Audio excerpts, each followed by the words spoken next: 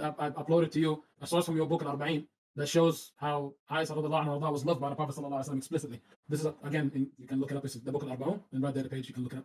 Yeah, brother Wisdom Seeker, I'm just going to repeat what I've been telling you this entire debate. Random screenshots don't even have the title of the book or the name of the author. So right there. Yeah. The title is right there, and the page number is right there. Where's the name of the author? You can find it once you get the book. It's not that difficult. No, that's not how debate works. قد أفلح المؤمنون. Yeah. If some you of the want, go questions ahead are irrelevant. Okay. Yeah, some of the questions are just like, oh, okay, how can we watch the debate or something like that? Yeah, just go through just and delete ask the those. questions that are like directed to the debaters. Okay, let me just delete this one. Okay. First question says, I have a point I want to be included if it is possible. Are there not narrations from the Sunni books that are solid to their standards which verify her being sound in ahadith that would deem the historical reports that go against it to be weak? So I'm guessing this is to Wisdom Seeker. Mm-hmm. I'll post a question in debate scan so you can see both, so everyone else can see it as well. Who's this question directed to? I believe it's to Banana Peel. I think it's to Banana. You mean Wisdom Seeker? Yeah. Yeah. No, that's the guy's name that asked the question. Yeah, include in the ticket, if you guys can, include in the ticket like who you actually want the question to be.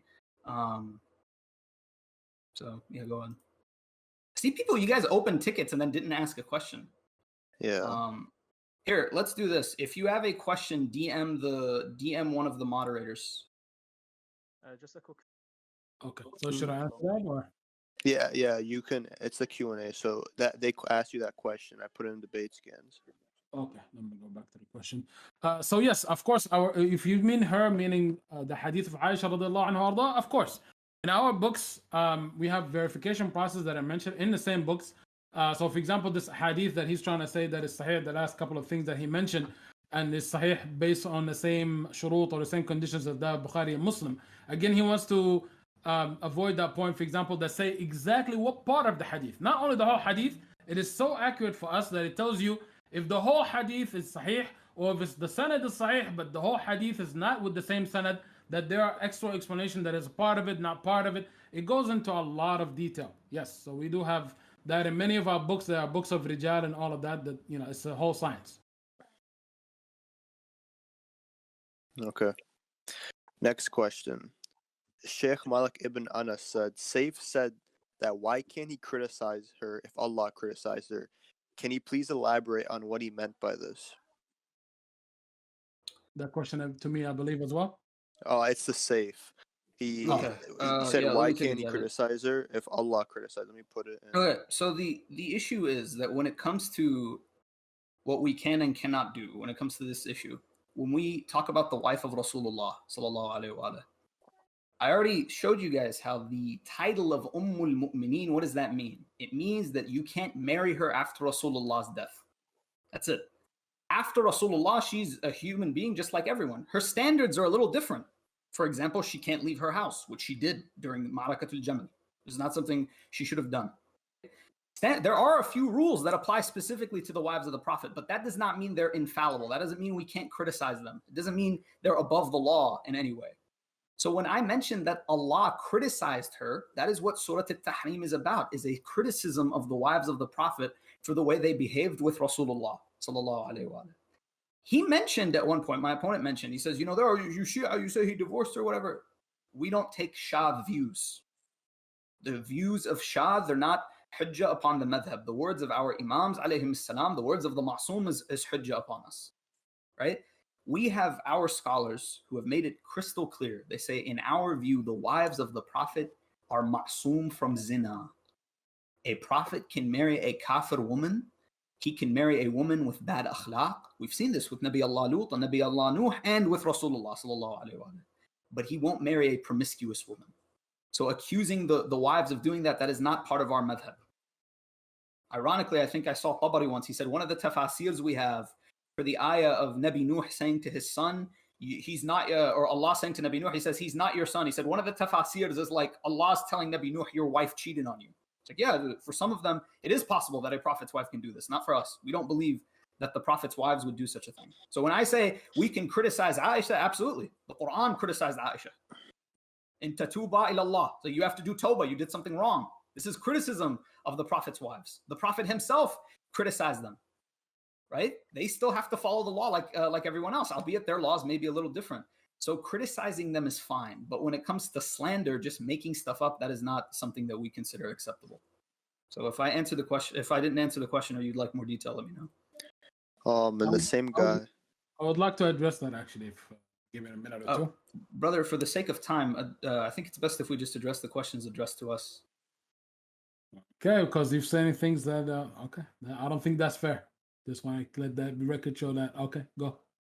All right. The next Now, if question. you want, that's fine. But would you allow me to do the same with your questions? Like I thought you said you're on a time crunch. It's fine if you want, but you have to. Would you let the same thing apply to me? I didn't answer the question that was addressed to you.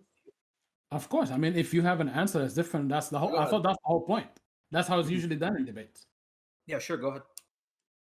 We can actually limit the questions instead of limiting our times to answer the questions. If you, real quick, if you look at the thing that I posted from Sheikh Didat earlier, that's what I was going off. It was like, if a question is addressed to one person, they answer it. But if you want to answer my questions, that's fine. But I hope you would allow me to do the same with you. So of course, go ahead. Yeah, it's not a problem. I just want to point out something really quick, actually, because when you say that Allah criticized, so I can criticize. First, not everybody that Allah criticized, we can criticize. And that is shows in the Quran. I quoted 3 ayat, and there are more where Allah subhanahu wa ta'ala criticized the Prophet sallallahu alaihi wasallam. That doesn't mean that anybody can come and criticize the Prophet sallallahu alaihi wasallam. That doesn't make no sense, right? Also, the Prophet sallallahu alaihi wasallam corrected many of his companions. Doesn't mean that anybody can just come and criticize them for it. Allah, for example, the Prophet showed that. The Prophet sallallahu alaihi wasallam said, nobody can come and say, I am better than Yunus, right? Just because Allah criticized him does not mean that me and you can come and criticize the Prophet. Just wanted to mention that. Go. Okay. Does anyone? What are the next question I put in? They asked. Also, you were talking about how Aisha narrated herself being jealous. Why would she narrate something that makes her look bad unless she was being truthful? This is to Sayf. Her, not me. Like what? This point doesn't make sense. Like, why would someone narrate something that's against them? Honesty, no shame. There's a variety of answers I can give you for that. So, like, you can apply that to like all the other hadiths. There's the hadiths where she says she's jealous. There's the hadiths where she does ghiba. There's the hadiths of where she talks in such a bad way to the Prophet. It's like, yeah, I talked that way to the Prophet. I didn't really believe he was ma'soom. I could talk to him however I want. So, like, that's a question you'd have to ask her. I don't know what her motives for the way she treated Rasulullah are. I actually find it amazing when you compare a wife like Salama, salamullahi alayha, to a wife like Aisha. The difference is night and day between the way they like interacted with the Prophet. This question's the wisdom seeker. He said he wants a yes or no question. Answer. Sorry. Yeah. Who would best follow the sunnah of the Prophet, the companions or his family? Or I guess he just wants a straightforward answer. Yeah, straightforward answer. Very simple. Both are following his sunnah. We haven't had that issue before.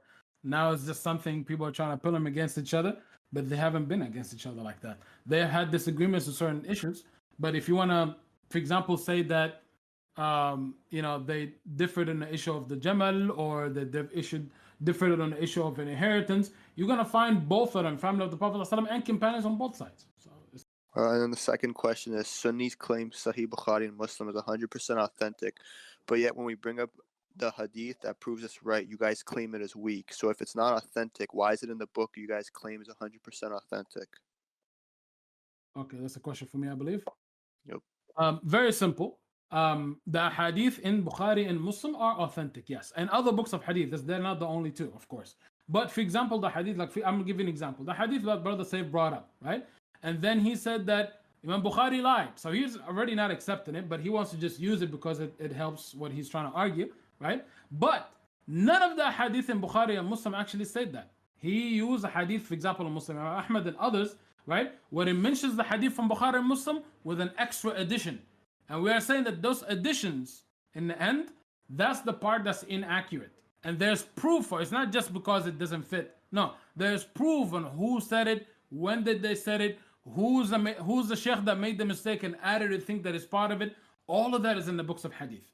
So if you bring a hadith that's actually from the sources and it's authentic, we'll take it 100%. I don't care if it agrees with me or not. Okay. Another question he says. Hang on, I'd like to respond to that. So I showed very, very clearly, said Sahih al-Bukhari and Sahih Muslim were not written before Musnad Ahmad ibn Hanbal. Musnad Ahmad ibn Hanbal has practically the same hadith. I think Ahmad's chain is actually stronger because it goes through Abdul Razzaq and Muammar and az-Zuhri. And so it says at the bottom, Isnaduhu Sahih. There's nothing wrong with this hadith. So you argue the point that I was trying to show the brother, I'm like, yeah, this is the same hadith. Bukhari and Muslim quoted the same hadith, but they took out that extra line. The brother pointed out, says, yeah, there's hadith from Abbas saying it was someone else. So yeah, those aren't the Sahih ones. The Sahih ones all say that it was Ali. Sahih narration in Muslim says it was Ali, but she does not like to mention him in a positive manner. I brought that up in the debate. I don't think it was addressed. The next question is to Wisdom Seeker. Sunnis claim Shia slander / criticize the al-Muminoon. What we say about her is all in Sunni books. So in reality, it is the Sunnis who wrote this about her. Very good. Let me address that and also the point it kind of included together. First, when you said that that narration is sahih, but the addition has been taken out, you're already again going against what's mentioned in the books. If again you want to use what's mentioned in the books, you have to use what's mentioned in the books. For example, Brother Sayf keeps saying, I keep using Imam Ahmad ibn Hanbal and he said that we can use for tariq. Ibn Taymiyyah said we can use it for tariq. But then when it comes to how they applied that very same statement, he doesn't want to use it that way. He wants to use their statement to go against what they said. Doesn't make no sense, right? So you want to say that they said I can use it for tariq, but not for hadith. I'm using it for tariq. Okay, brother. When he says so-and-so said so-and-so said so-and-so, that's hadith. You can't no more tell me that's just tariq. Right? You can give you whatever names you want, but according to those who gave that statement you want to give and you want to go by, they did not classify it that way. So that's where the issue comes in, right? The thing is, whatever criticism somebody have against Aisha radiallahu anha, look, if the criticism is based on something authentic, ahlan wa sahlan, welcome anytime. We have books, for example, on the issues that Aisha radiallahu anha misspoke and the issues of fiqh, and the companions proved that she wrong, and other books that shows the other way around, where she corrected them, and so on. That's not a problem for us. But just like Sayf right now said, when you want to slander, when you want to use things and twist it and add this and take that and all of that to completely take her down from her position, like he mentioned the ayah that earlier he said that she's only the mother not to get married to nobody else, but then wants to say the ayah also said لَسْتُنَّ كَأَحَدٍ مِنَ النِّسَاءِ, you are not like any other women, right? So how is it only mothers but their rules apply? Which one is it? See, that's what I'm saying. The books and statements say a lot of things, but the problem is the cherry picking and the extra explanations. That's not part of it. Okay. Next question. What's Wisdom Seeker's opinion on Ammar bin Yasir saying that God has placed a test upon you all, is that you either follow God's will and his prophet or his wife in Tabari? Very good. I mentioned it earlier briefly. So the statement of Ammar ibn Yasir, for example, we have it in Sahih Muslim, and other books as well, by the way, not just Sahih Muslim. Ammar ibn Yasir, when he stood in Mimbar in Basra and actually made that statement, and Hassan bin Ali radiallahu anhu was actually standing on top of the Mimbar, Ammar ibn Yasir is sitting in the bottom when he said that statement. I know exactly when and how and when he said it and all of that, right? And he said, when people was like, but Aisha, about this, he said, I swear by Allah, she is the wife of your prophet in this dunya and in the akhirah. But Allah wants to test you to see would you obey her or not in that regard, right? He is saying that she's wrong. She made a wrong decision. And that Allah is testing you by having somebody so trustworthy, so good, so all of this, to see that would you be swayed from making the correct decision just because she is following it or not. That's what he's talking about. And that's what he said. We have to take the statement in its entirety. Question for Sayf. Sayf, in the beginning you said that Aisha, what she did during the battle of Jamal was kufr and they're not Muslims. Question, why didn't they take the spoils? How can Imam Ali not take spoils when Allah allowed it for wars with kuffar? And why didn't they take Aisha as a concubine? Please answer this. Excellent question. I was actually hoping that had the debate gone on longer, I would have addressed this with the brother. But give me 1 second. Let me get you the source that I need.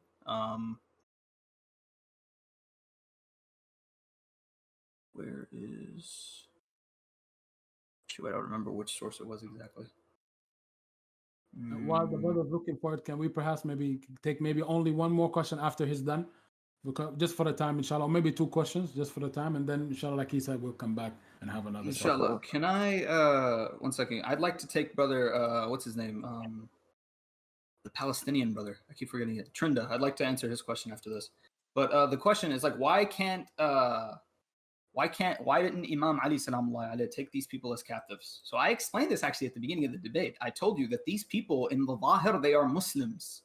You have a similar hadith where Rasulullah sallallahu alaihi wasallam during his own lifetimes, the issues he has with Abdullah ibn Ubay Salul, where Umar says to Rasulullah, he says, Rasulullah, let me kill him. He says, no, you can't do that. I don't want people to say Muhammad kills his companions. He says, yeah, he's a munafiq. He's only accepted Islam on the surface level, but that does not mean that we can treat him as a kafir on the outside.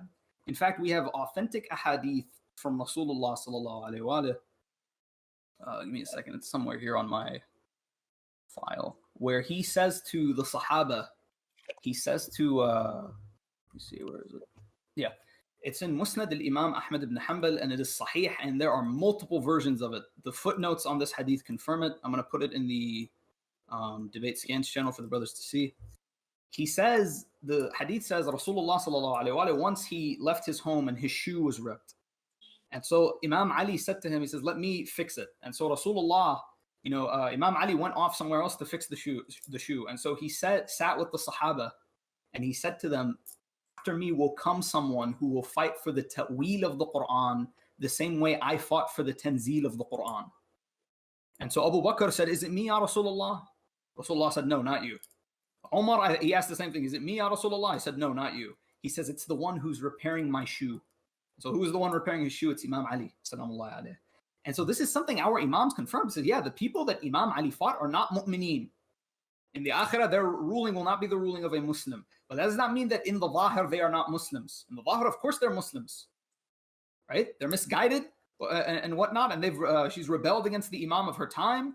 Innocent Muslims' blood is on their hands. But that does not mean that you can just apply the laws whenever you feel like it. Islamic law is very, very specific to the people who are both Zahiran, right, and Batin and Kuffar. Yeah, the rules of war are well known. You can go read about them. But for someone who's a Baghi, and subhanAllah, both the Sunnis and the Shia, the rules for fighting other Muslims, for fighting Bughat, right, they mainly come from studying Imam Ali's campaigns.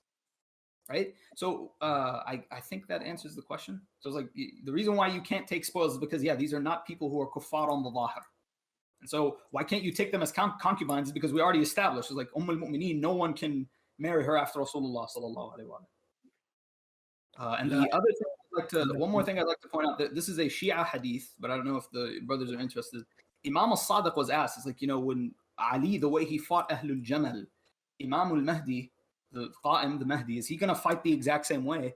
He said, no, Ali treated the people of Jamal in a specific way because he knew his Shia would eventually be dominated by non-Shia. But the Mahdi, it doesn't have to worry about that. The Mahdi, when he comes, he's going to fight in a completely different way. Ali ibn Abi Talib knew that it's only a matter of time before his enemies will eventually take over and oppress his followers. So he doesn't want to give them any excuses to retaliate against his people. So I believe that answers the question. And Jazakallah khair, brother. So now the wife of the Prophet sallallahu alaihi wasallam hereafter is kafir, munafiq, all of that. Ajib. Okay, go ahead, man. Okay, next question. There is someone has a question. Possible. Okay, go ahead. Weren't we supposed to take Brother Trinda's question? Two more questions. Just take them in order. Yeah. Which one? I'm going in order. Oh yeah, go ahead, brother. Okay. Yeah, it says, if Aisha had done all the things you both have agreed on, then why do Sunnis hold her to such a high moral standard? The least with the best effort a normal, rational person can do is claim her as an average wife, person and character. So why do our Sunni brothers claim her to such a high moral standard to wisdom seeker? Good question. And very simply, because Allah said so. Allah said, لَسْتُنَّ كَأَحَدٍ مِنَ النِّسَاءِ. You are not like any other women. Period. Then I don't really care how nobody else said. Once Allah and His Rasul said something, it's over. Right? So again, if you want to hold them to the standard where they're above human beings, then you cannot expect that. That's too much. Nobody's expecting that.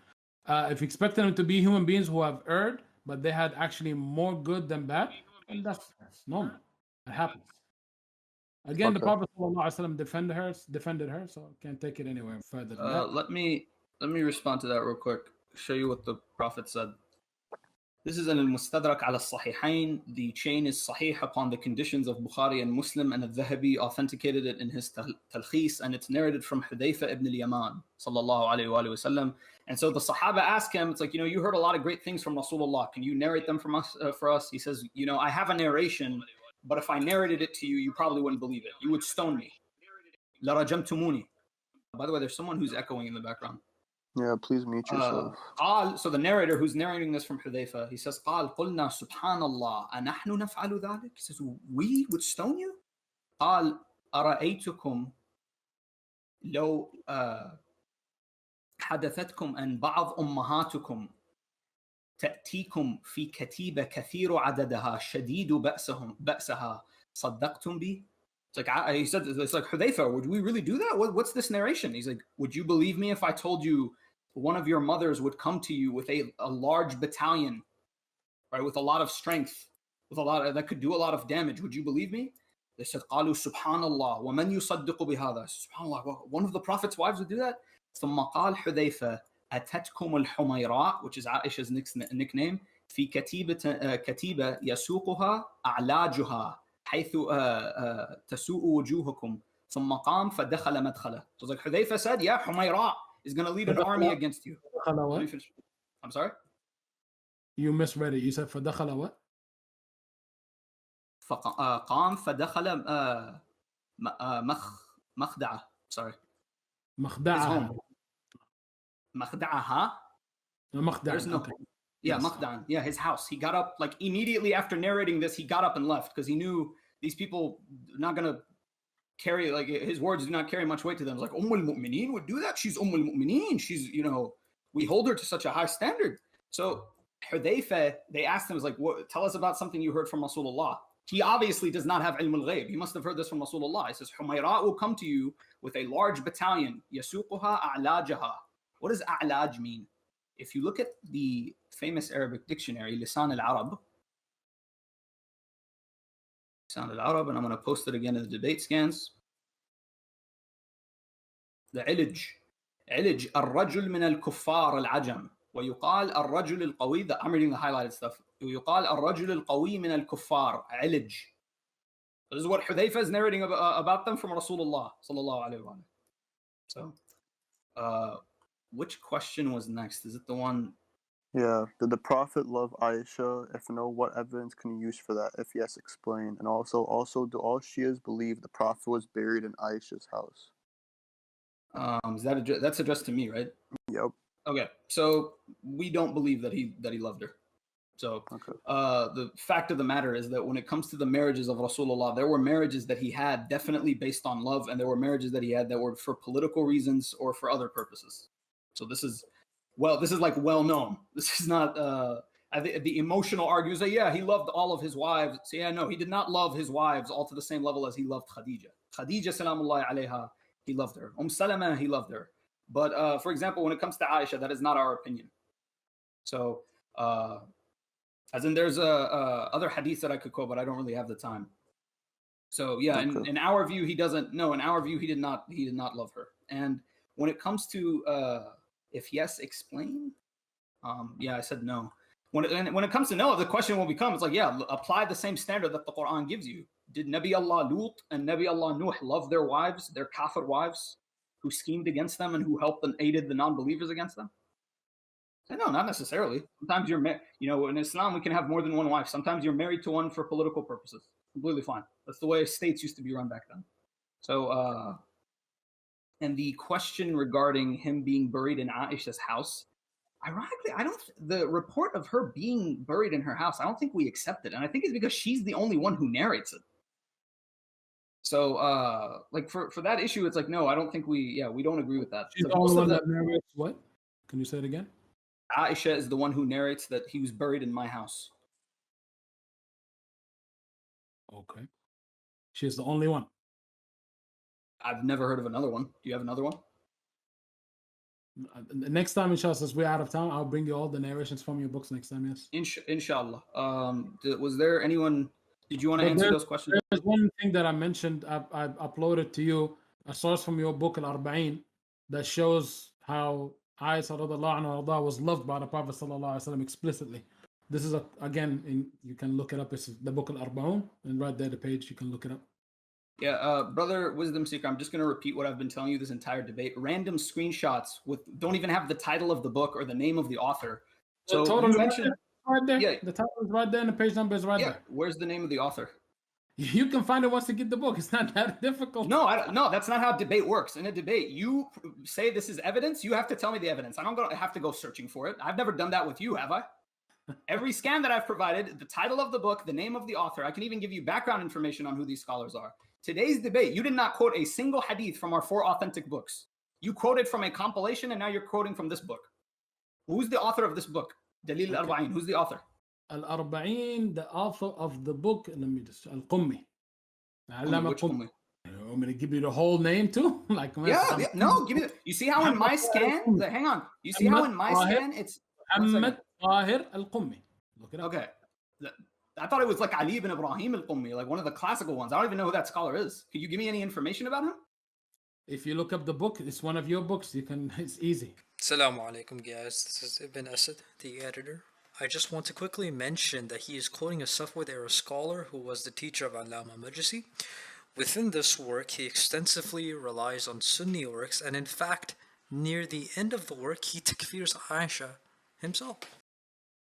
Okay, again, in debate, when I bring a source that's supposed to be hujjah on you, I tell you who the author is. If this book, for example, you did not quote a single hadith. You did not quote a single hadith from our 4 most authentic books. Not a single one. What? Okay, nor did you give us a tasheeh. One second, let me finish, please. Nor did you give us a tasheeh of any of the ahadith. When I quote a hadith, I gave you the tasheeh. That's not a problem. Give me the name of those books you're going to accept. You said the 4 books. Give me the name of the 4 books you will accept. The 4 books: الكافي من لا يحضره الفقيه التهذيب والاستبصار. And no, we do not believe that everything in these books is authentic. You have to show us that the chain is authentic. So hold up. So why you don't have not one book that you can just accept? Why? We have one. It's the Quran. Which is, I used the Quran and I asked you about the ayat, you never responded to it. Yeah, I did respond, but you ignored my response. I said, give us proof for the tafsir. When I brought you an ayah from the Quran, I gave you the tafsir. Explain it to me. I just said, Allah said this. Explain to me how that's not criticism. I didn't add nothing from me. You did add your own explanation. All right, let's just move on. Yeah, it's recorded, so I'll allow the brothers to go through. I did not quote a tafsir that I did not give a tafsir for. So I quoted al-Qurtubi, al-Tabari. You did not quote a single Shia mufassir for any of the tafsir of the Quran that you bought.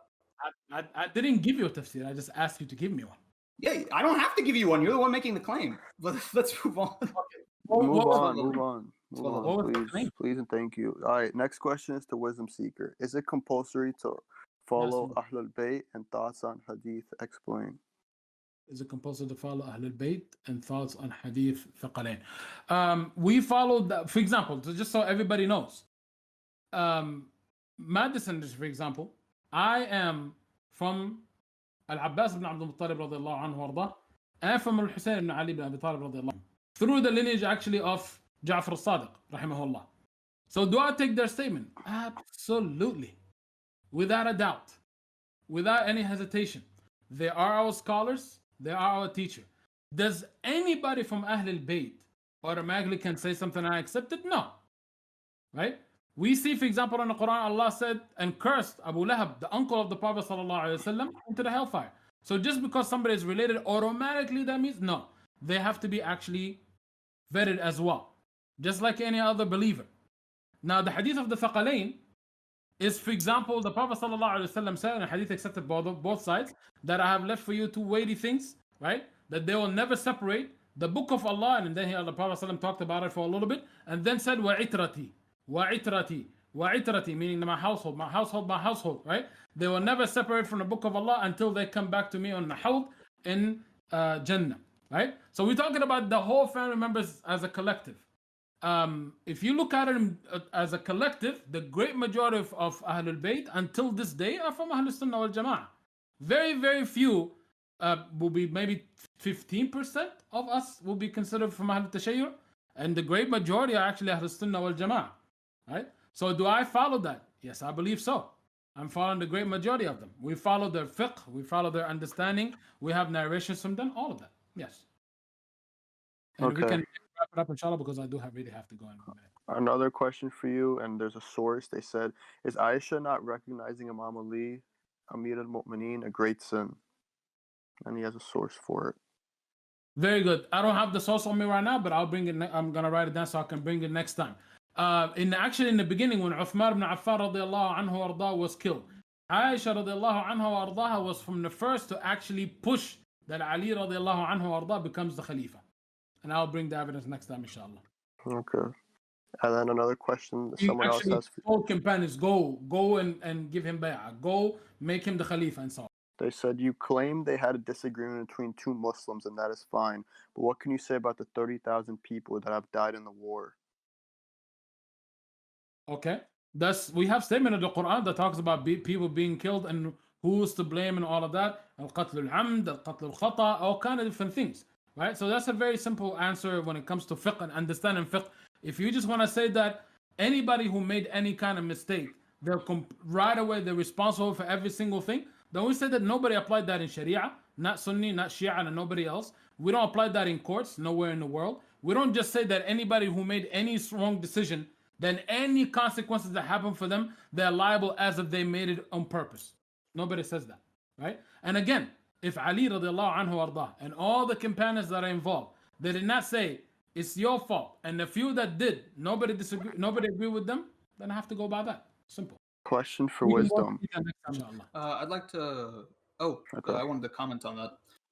So there's a narration that I didn't get a chance to show in the debate because I was thinking this debate would go longer. I wanted to go to way more detail into Jamal, but hopefully the brother can honor us with another debate, inshallah. It says there was a woman. This is from Al-Aqd al-Farid by Al-Andalusi, which the brother, he mentioned there's no chains in here. The thing is, it used to have the chains, but the scribes took the chains out because they were so long, because Al-Andalusi lived in like the Middle Ages. So most of what he's quoting is actually taken word for word from older history books. Like I've seen him do this specifically with Tabari. So I could try to find this narration from an earlier source. But again, this is seerah, this is not fiqh, so it doesn't need a strong chain according to Ibn Taymiyyah. Someone asked a woman, asked Aisha, يا أم المؤمنين ما تقولين في امرأة قتلت ابنها ابن لها صغير or صغيرا. Said, what do you think, المؤمنين Aisha, what do you think of a woman who kills her own child? قالت وجبت لها النار. She's going to hellfire. قالت فما تقولين في امرأة قتلت من أولادها الأكابر 20,000 في صعيد واحد. So what is your opinion of a woman who kills, let me see here, من أولادها 20,000, 20,000, who killed 20,000 of her own children, grown children, in one Sa'id. A Sa'id is a measurement of time. I don't know exactly what it is. قالت خذوا بيد عدوة الله. I think in the older narration is like, get her out of my sight. Get her out of here. Just to help you out. Sa'id and Wahid meaning in one place, under one ground, or over one ground. And Akabir doesn't mean grown. It means people who are really important. Right. Oh, sure. Yeah, no, even better. So in one place and important people. So not just any of her sons, just like important sons. So also brother, I wanted to ask you a question. One of the scans that you sent doesn't even come from a Shia source. Did you quote Ibn Abi al-Hadid in the debate? Quote him? No, I didn't quote nobody. Here, 1 second. Where is the? 1 minute. And yeah, I didn't. Not all of my sources are Shia, of course not. Yeah. Okay. But you made a very huge claim that I want you to actually come back next time and prove that is correct. Inshallah. Al-Aqd al-Farid in the beginning had asanid. I want you actually to prove to me what kind of book is Al-Aqd al-Farid. Show me any source to show me what kind of book it is, and what did he use as sources. 1 second. Okay. 1 second. Have you heard of Kitab al-Aghani? Al-Aghani, yes. What is this book? You talk about Al-Aghani by Al-Asfahani? Yes. What is this book? What's it about? What do you mean what it's about? It's about a lot of different things. What Okay, about it? Right? So what is this book? Is it a history book? Is it a song book? What is it? It's a book of adab, like I said before. And Okay. it never, ever, since the time that Andalusi wrote it, never did it ever have any sanad. And he wrote himself that he doesn't want to include the sanad in any riwayah because he doesn't want to make it difficult for the reader. He wrote that himself in publishing the book. Here, 1 second. Oh no! If that's the case, I'm sorry. I may have confused it with another history book because some of the later history books, the historians or the scribes just decided, you know what, I'm just not going to give you senates because they're not important. But Kitabul Aghani, for example, is called the Book of Songs. Ibn Khaldun, this is the Book of Songs, right? It's not a history book. Ibn Khaldun, according to Wikipedia, and I don't know if he mentions this in his Muqaddimah. I'll have to check later. He says it comprises all that they have achieved in past excellence in every kind of poetry, history, music, etc. So yes, akhi, I don't know why this is hard to believe, but a book of adab can have history. I didn't say it didn't have history. I'm saying it's not a book that anybody ever uses as proof for anything because it's not meant to be anything like that. Even the author said that. So Do we have any other questions? Yeah, let's- next question. Next question to Wisdom. He said, according to Sharia, only immediate family members can ask for qisas and no one else. In case of Uthman, only Naila, his wife, or his son Aban had that right. So what right, according to two Sharia, Aisha had to raise an army to attack the Caliph? Did she not go against Islamic laws? Very good question. So, there's what they're talking about is al-usbah. There are actually different levels and tiers of who can ask for the blood. Not only the usbah, not only the family members, specific level of family members can ask for the dam, but even the Khalifa or the person who's in rulership can also demand it and ask for it if they're the person that have blood and so on, right? So his blood relatives that are asked for it is Wa'ila bint al-Farafisa, who was his wife at the time that when he was killed, and she sent a letter to Muawiyah giving him, because he was also his blood relative, saying that you do it because not only are you blood relative, but you also have power, so you will go and ask for it, right? I'm putting that on you. I'm putting that responsibility over you, right? Which is why the whole thing happened of him not waiting and say, I'm not going to give the Pledge of Allegiance until this situation is settled. Aisha radiallahu anha arda, and not only her, there's a lot of companions, not only Zubayr and Talha, but many others. We can go later on, inshallah, next time into the detail and mention all the names, right? All of them said that this is our Khalifa that got killed, not just anybody. So we all need justice to be served, right? Because now there's a lot of, anarchy and so many other issues that is caused because of that murder. So there's a lot of great injustice that we need to ask for, right? So there's, if you want to just stick by the usbah, then again, according to fiqh, nobody's fiqh actually will say only the usbah can ask for it. It could be a communal obligation, right? Even if the usbah drop theirs, the Khalifa, the people in charge, or the general public can say, no, we don't drop ours. That is something well known in the books of fiqh you can go back to, inshallah. But for more clarification, we can bring the question up next time, inshallah. With more time, I can go into it in detail. Question for Wisdom. Do you not believe rebelling against the rightfully chosen caliph is a grave sin? And before you used Imam Hussein alayhi salam for an example, Yazid ibn Muawiyah was called illegitimate by a lot of people at the time, while Ali alayhi salam was chosen and rightfully given the spot. Okay, so that's two questions. So this will be the last one, inshallah, because again, I'm over the time as far as my class, so I need to go to it. But you say you do not believe rebelling against the rightfully chosen Khalifa is a grave sin. Rebelling against any appointed leader without just cause is a grave sin. Now, what Aisha radiallahu anha ardaha do is rebelling against the Khalifa, not directly, right? It is not respecting the rights of the Khalifa to do it his way. Yes, even she admitted that in the end, right? Because Ali radiallahu anhu arda, when he came to them, that's what he said, that you guys are trying to do something. I understand the reason behind it, all of that. But since I'm the Khalifa, nobody can go and apply that solution without my permission first. And that is the problem that they fell in. Not rebellion, because once they came to him, they never fought him, right? So it's not really rebellion against him, but them taking something what we call in fiqh, haqqul amir or haqqul khalifa, which is the right of the Khalifa or right of the real ruler to apply punishment taking that and applying it, that's me going over my boundaries and stepping on their toes, if you will, right? So with Imam al-Hussein radiallahu anhu ardah, what he did, again, we don't consider that rebellion. We don't. Because the people of Kufa and Basra and all of that, they claim that, hey, we don't actually, are not under Yazid. We are doing khul' of Yazid. We are, taking him off as our Khalifa. We want you. And he waited until he had about almost 2,000 people's signatures saying that we want you as a Khalifa, not him. That's when he's like, okay, if that's what the people want, then I'll go there. And when Ubaidullah ibn Ziyad wanted to kill him and did not want to let him either go back to Medina, did not want to let him go and fight in the outskirts of the Islamic Empire, did not want to let him go and meet Yazid, right? Those were the rights of Imam Hussein radiallahu anhu arda. He said, okay, you don't want to fight me? Fine. I'm not going to go to Basra or Kufa. Let me go to Yazid. No. Medina. No. Let me go and fight. No. I'm not going to do any of that. I'm going to kill you. Right? So it shows that he didn't do it out of rebellion to begin with. He doing it to actually fulfill the rights of certain people. Right? So we don't look at that as illegitimate in Sunni Islam. And we can go into detail inshallah later on with proofs and all of that. Inshallah. I'd like to add something on real quick. So this was the position of al-Muminoon, Salama. Towards, inshallah, if the brother agrees to have a round 2 for this debate, I will go into much more depth as to Aisha's relationship with Uthman and the events leading to his death. But in this hadith, again, Sahih ala Shart al-Shaykhain, and Dhahabi agrees. So this is the same standards of Bukhari and Muslim.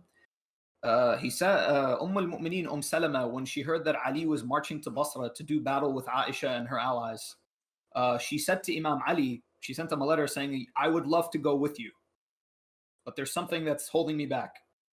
لولا أني أكره أن أعصي الله ورسوله فإنه أمرنا عليه الصلاة والسلام أن نقر في بيوتنا لسرت معك.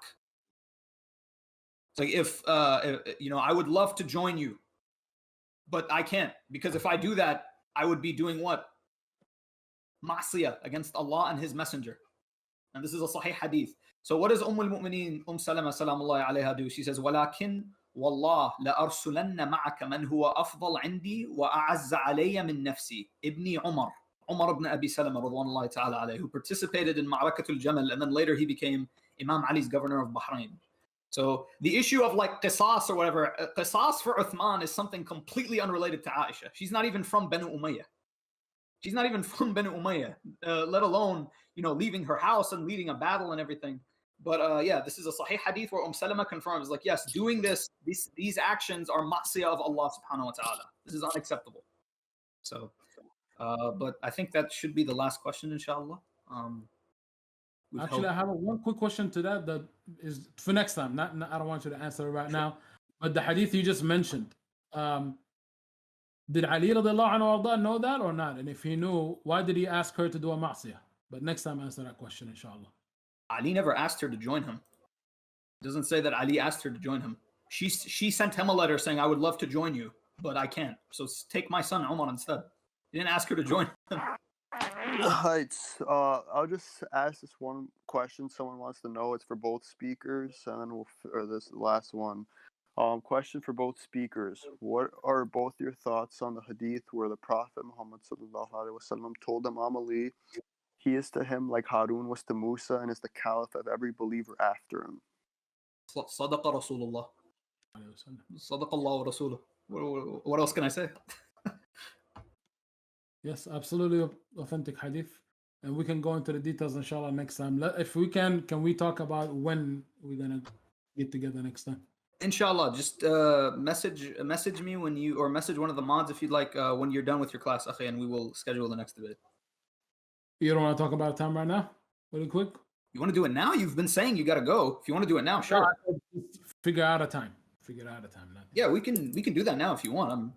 Sure. I don't want to hold you any more than we have to, but go ahead, brother. Yeah, next week? Next week, same time? Maybe a little earlier to give us more time, inshallah. Inshallah, sure. No problem. So like an hour before, 2 hours before, when would you like it? Yeah, that's well. Yeah, we can actually go about 2 hours earlier so we can have more time, inshallah. No problem at all. We can do 2 hours before, inshallah. All right. All right, akhi, we'll talk to you later then. Thank you all for attending the event, and we'll catch you on the next one, inshallah. Muhammad wa ala Muhammad sallallahu اللهم صل اللهم على صل على محمد محمد وآل وعلى محمد